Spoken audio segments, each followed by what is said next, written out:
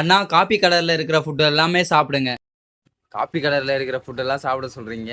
சரி போயிட்டு இன்னைக்கு சாப்பிட்றோம். ஸோ டேஸ்ட் எப்படி இருக்கு? அது எல்லாமே எப்படி இருக்கு? அப்படின்னு சொல்லிட்டு உங்ககிட்ட சொல்றேன். நம்ம பக்கத்து ஊர்ல போயிட்டு காப்பி கலர்ல இருக்கிற இந்த கேக்கை வாங்கி நல்லா சாப்பிட்டேன். அதுவும் செரி வச்சு செம்ம டேஸ்டா இருக்குங்க. அந்த கேக் எடுத்து வாயில வைக்கும் போது சாக்லேட் பிளேவர்ல செம்ம டேஸ்டா, அதுவும் அருமையான ஃபீல் ஆகுதுங்க எனக்கு. இப்பதான் நம்ம தோட்டுக்குருவி சேனல் பாக்குறீங்கன்னா உங்க நேமை மட்டும் கமெண்ட்ல சொல்லிடுங்க. இந்த காப்பி கலர்ல இருக்கிற ஐஸ்கிரீம் சாப்பிட்டா ஒரு உடம்புக்கு ரொம்ப நல்லது. ஆனா நீங்க சாப்பிடக்கூடாது, அன்ஹெல்தி.